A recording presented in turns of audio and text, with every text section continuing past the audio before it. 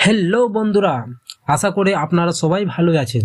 তো মার্চ মাসে লক্ষ্মী ভাণ্ডারের টাকা কবে ঢুকবে, তাছাড়া নতুনদের টাকা কবে ঢুকবে, এছাড়াও বিধবা ভাতা, বৃদ্ধ ভাতা, প্রতিবন্ধী ভাতা, জয় জোহার ভাতা, তপশিলি বন্ধু টাকা কবে ঢুকবে তার আপডেট নিয়ে চলে এসেছি এই নতুন ভিডিওতে।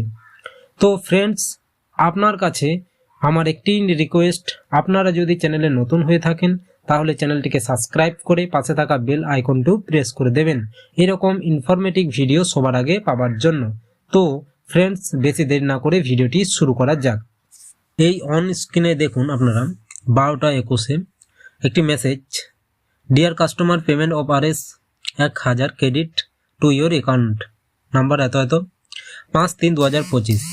ঠিক আছে, এই তারিখে 5 তারিখে গত 5 তারিখে টাকাটি ঢুকেছে। এটি লক্ষ্মী ভাণ্ডারের টাকা। এই মাসের 7 তারিখের মধ্যে লক্ষ্মী ভাণ্ডারের টাকা সবার অ্যাকাউন্টে ঢুকে যাবে।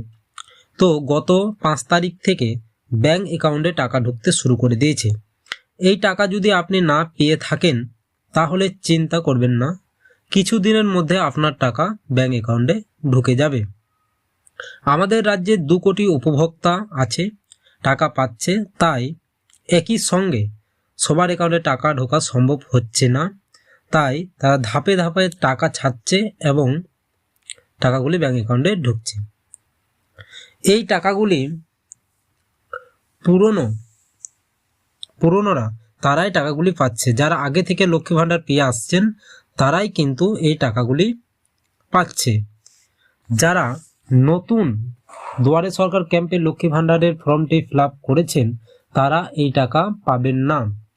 কেন পাচ্ছেন না তা আগেই বলে দিয়েছি যে নতুনদের নাম শুধু লিস্টে এন্ট্রি করা হচ্ছে কিন্তু অ্যাপ্রুভেবল দেওয়া হচ্ছে না। যদি অ্যাপ্রুভেবল হয়ে থাকে তাহলেও তাদেরকে এখন টাকা দেবে না, কারণ সরকার নতুনদের জন্য অর্থ বরাদ্দ করেননি। নতুনদের জন্য লক্ষ্মী ভাণ্ডারের অন্তর্ভুক্ত হবে তা সবুজ সংকেত দেননি, যা শূন্যপদ বাড়েননি।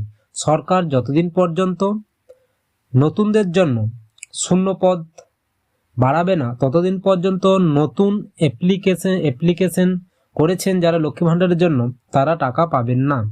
ততদিন পর্যন্ত আপনাদেরকে অপেক্ষা করে থাকতে হবে, যতদিন না পর্যন্ত মুখ্যমন্ত্রী কোনো কনফারেন্সে বৈঠক করে বলেন যে শূন্যপদ বাড়ানো হলো নতুনদের জন্য এবং লক্ষ্মী ভাণ্ডারে টাকা দেবেন, ততদিন পর্যন্ত আপনাদের অপেক্ষা করতে হবে।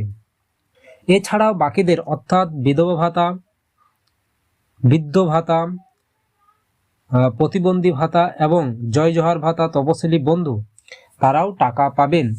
15 তারিখের মধ্যে সবাই পেয়ে যাবেন।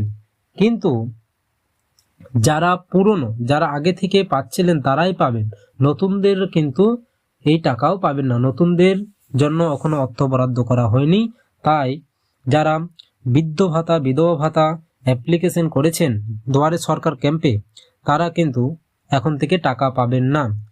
যখন শূন্যপদ বাড়বে, সরকার থেকে বলবে যে শূন্যপদ বাড়ানো হয়েছে, তখন আপনারা পাবেন।